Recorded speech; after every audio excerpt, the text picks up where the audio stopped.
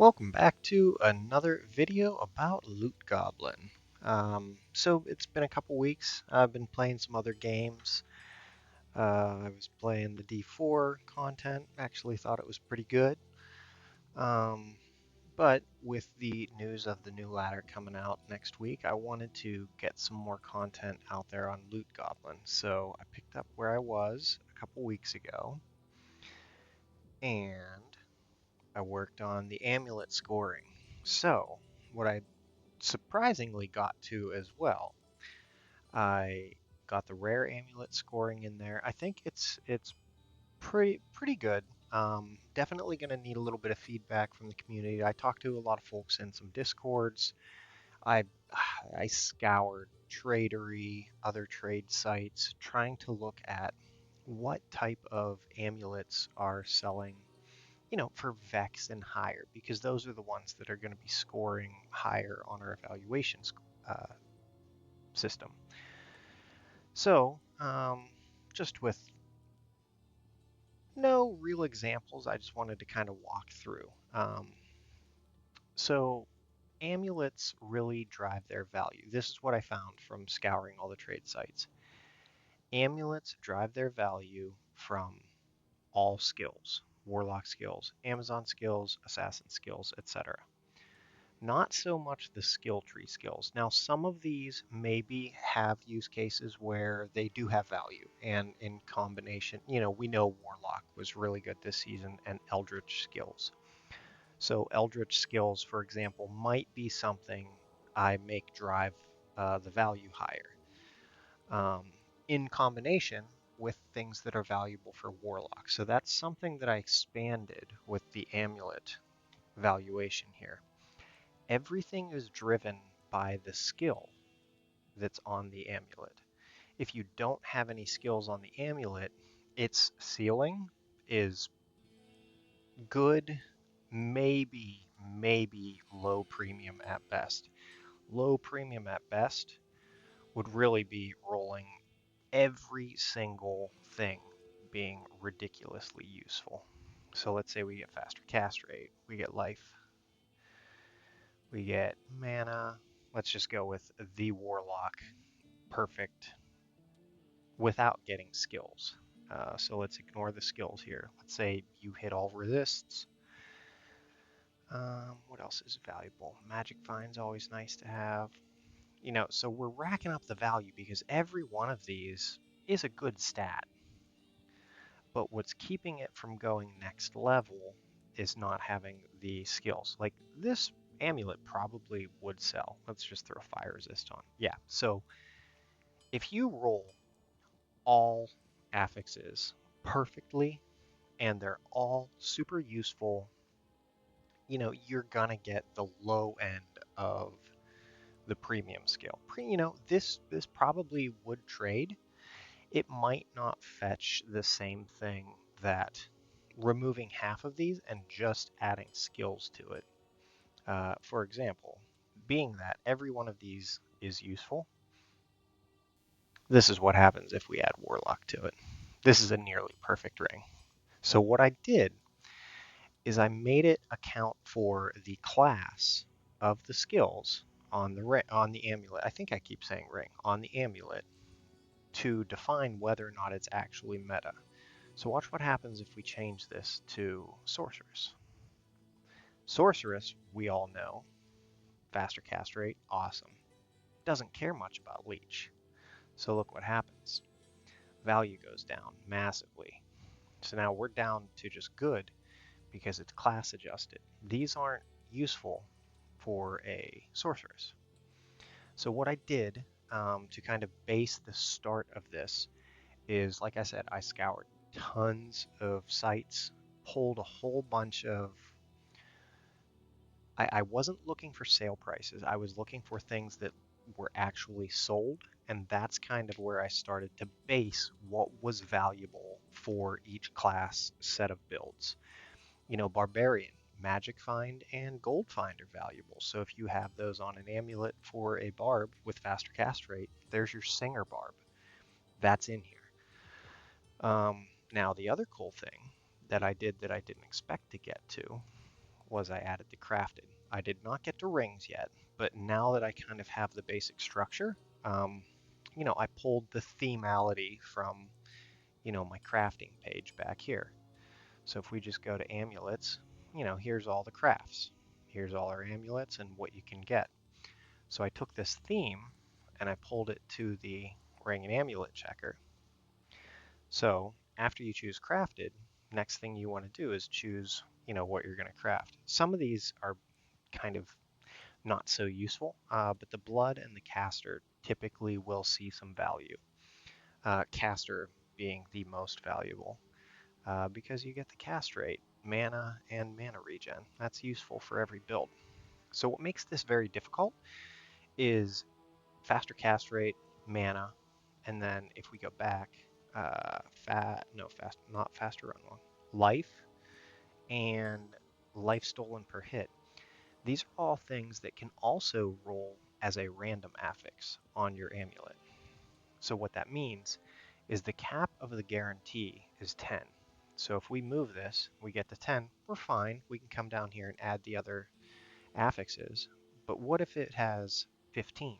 Because it rolled the 5% faster cast rate from the guarantee, but it also rolled the fixed 10% faster cast rate from down here. As soon as we hit one more, it's going to pull this pop-up to where now you can see that difference. So the guarantee, once you hit 15, is 5%, and then you get 10 from this. Let's say it rolled 17. Hit 17, confirm the split. So we got the 7 here, we have the 10% down here, and we're starting to accumulate some value. So now based on what else we roll on this amulet, it might be really good, might be not so good. So the trick here is you can only get 4 other affixes. So when you double roll, there's only 3 affixes left that can roll outside of those guarantees. Let's just change these a little bit. Let's make that 14. So this also happens with mana. Once we get to 20 on the mana, we can come in here. Now mana has a much bigger range. I believe, if I'm remembering right, you can get 90 mana as a prefix. So let's say we got 65 mana.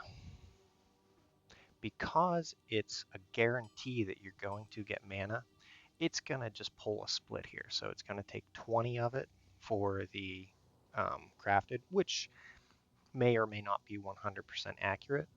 I'm not sure if there's actually a way to tell what was the guarantee versus what's down here, because this could be 2 less and this could be 2 more. But it doesn't matter too much in the sense of the fact that you rolled double mana. So, now we're up to a value of 3. So really, these last 2 affixes matter a lot for the value of this amulet. So we've got the cast rate. So let's say, similar to how the rares work, let's say we roll Sorceress.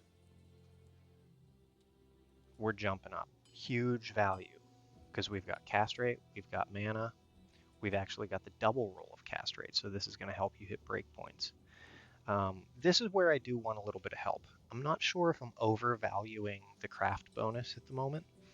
I didn't want them to be too significant, because if you get rid of any type of scores from the crafting part, so from these, then really the max score is 6, because there are 4 affixes, so you could get 4 points from the affixes, and at best you would get a meta bonus of 2, so your max rolls is 6. So I'm trying to balance out how to keep the meta bonus in so we can control and make things more valuable based on those combos, and what it looks like if there are some crap rolls with some things. So this is where I'm going to ask the community. I added it up here, made it real easy. If you've got something in here and it just doesn't look right, or you have an idea of how I could tweak the scoring, click the button, send some feedback. From here, it's pre-selected to item valuation, and you can just give me, what your thoughts are. This is the first pass that had a lot of work behind it. I wanted to make sure there was a lot of thought put into it. because there are so many different builds that you can do. So let's just, for example, gold on a sorceress, not really valuable. So it didn't change the value. Let's say we get life. Life is helpful on a sorceress. Life's helpful on most builds. So you can see that's labeled as a meta, so we kicked up the meta bonus, and that put us up to a 775. So here's where I need some help.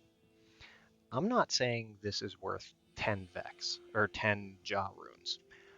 I'm not trying to assign rune value. All I'm trying to do is give a standardized scoring to useful affixes on a ring and find a way to add value when they're combined together with the things that truly drive amulets, and that's the plus to skills.